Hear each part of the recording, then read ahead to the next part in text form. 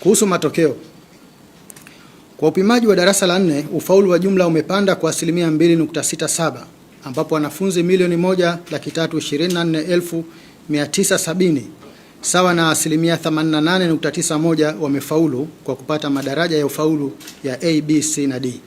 Kwa mwaka 2024 ufaulu ulikuwa asilimia 86.24 na mwaka 2023 ufaulu ulikuwa asilimia 83.34. Kuhusu ulinganifu wa matokeo kwa jinsi, wasichana waliofaulu ni 703,287 sawa na asilimia 90.1 ya wasichana wote waliofanya upimaji huu. Aidha, wavulana waliofaulu ni 621,683 sawa na asilimia 87.59 ya wavulana wote waliofanya upimaji huu. Kati ya wanafunzi wote waliofaulu, wasichana ni asilimia 53 na wavulana ni asilimia 47. Kuhusu ufaulu kishule, kati ya shule 20,508 zenye matokeo, jumla ya shule 20,364 sawa na asilimia 99.3 zimepata wastani wa madaraja ya ufaulu ya A mpaka D. Shule 144 zimepata wastani wa daraja E ambalo ndilo daraja la chini zaidi lenye alama kati ya 0 na 60.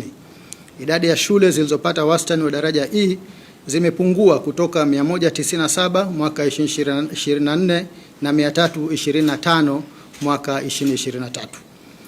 Kuhusu ufaulu kimasomo, kwa upimaji wa mwaka 2025 ulizingatia mtaala ulioboreshwa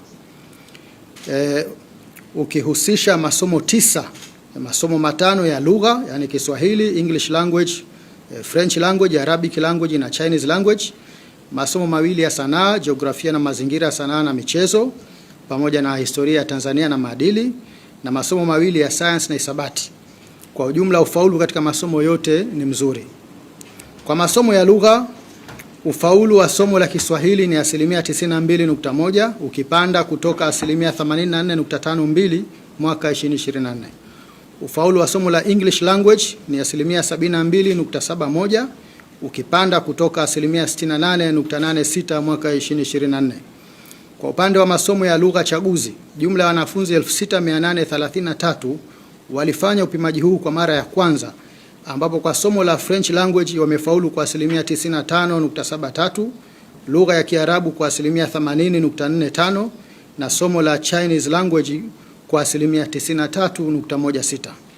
Kwa masomo ya science, takwimu zinaonyesha kuwa ufaulu wa somo la science ni asilimia 87.93 na somo la hisabati ni asilimia 81.44. Somo la hisabati limeendelea kuimarika kwa ngazi ya darasa la 4, kwani wanafunzi waliopata daraja E wamepungua kwa asilimia 10 na waliofaulu kwa daraja A wameongezeka kwa asilimia 10 ikilinganishwa na ufaulu wa mwaka 2024 ambao ulikuwa asilimia 71.4 na mwaka 23 ambao ulikuwa asilimia 54. Kwa masomo ya sayansi ya jamii, ufaulu wa somo la jiografia na mazingira, sanaa na michezo ni asilimia 83.22 na somo la historia Tanzania na maadili ni asilimia 82.99.